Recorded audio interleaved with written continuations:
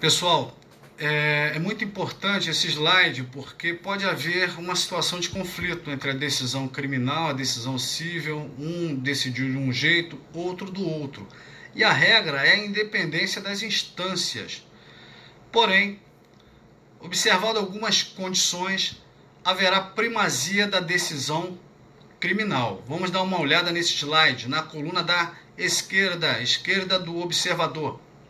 Primazia do penal. O julgado criminal exerce primazia sobre a questão civil, mas nem sempre, ou seja, só diante de algumas condições, ok?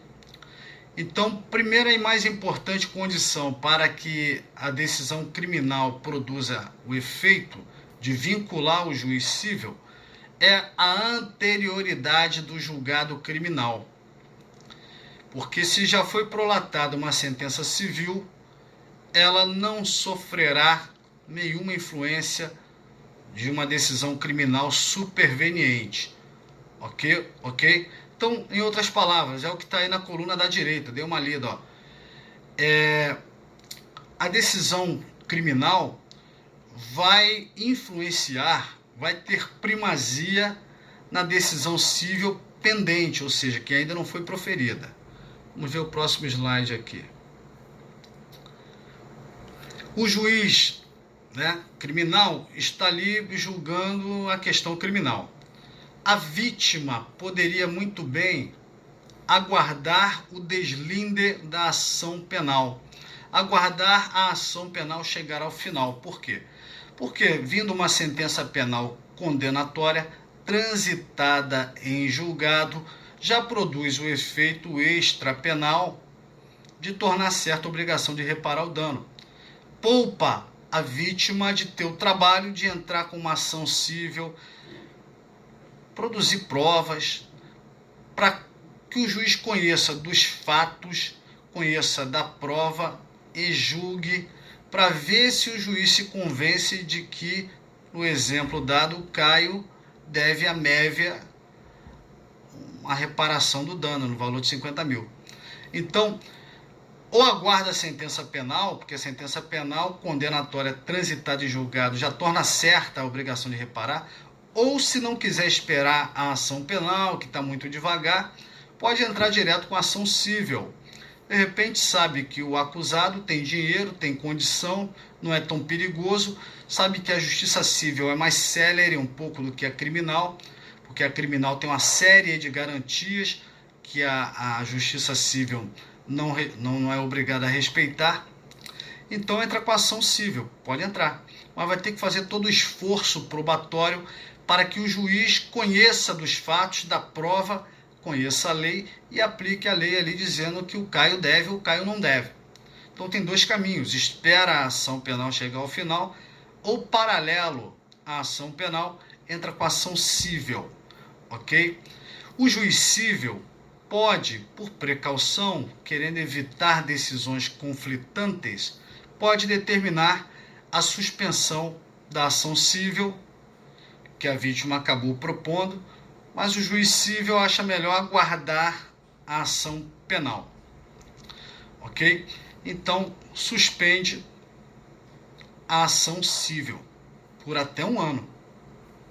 Ou, caso o julgamento penal tenha sido proferido em um tempo menor, vai suspender até que o juiz criminal julgue. É o que está no slide, tá bom? O prazo está aí. Depois você dê uma copiada do que está no slide para o papel, que é bom que fixa. Vamos ver qual é o próximo slide. Já falamos que, como regra, as esferas são independentes, não exercem influência uma na outra. Agora, uma questão que não quer calar: toda decisão criminal, ainda que anterior à decisão civil, mas toda decisão criminal vincula, influencia o juiz civil? Não. Aqui no slide eu coloquei alguns exemplos em que a decisão criminal não vai exercer influência alguma sobre o julgado civil. Decisão de pronúncia. Decisão de pronúncia tem a ver com crime doloso contra a vida, que é inaugurada uma ação penal que respeita um procedimento bifásico, é o chamado rito bifásico do júri. Como quem julga o réu são juízes leigos, é qualquer do povo que compõe ali o júri, há um risco maior de uma condenação injusta. Então, antes de levar a julgamento pelo plenário do júri, existe uma primeira fase, chamada fase do sumário da culpa, em que vão ser realizadas várias diligências,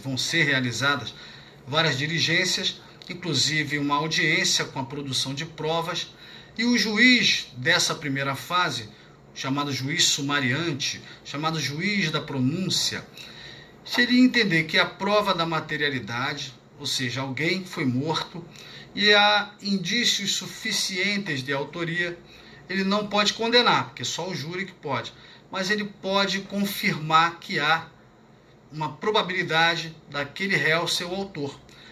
Aí ele pronuncia, confirma aquela acusação e manda para o júri, que seria a segunda fase do rito do júri. Essa decisão de impronúncia não vincula o juiz cível, assim como a decisão que não confirma, ou seja, que impronuncia, também não vincula. A decisão que declara extinta a punibilidade também não interfere no julgamento cível. Caio furtou a joia de Mévia.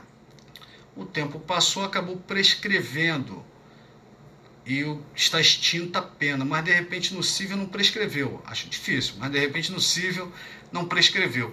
Ou então declarou extinta a punibilidade pela morte de Caio. Tudo bem, a morte de Caio é causa de extinção da punibilidade. Porém, o dever de reparar o dano vai passar para os herdeiros, caso os herdeiros tenham recebido herança. Então, dentro das forças da herança, os sucessores de Caio devem reparar o dano, ou seja, os 50 mil, que é o valor daquela joia.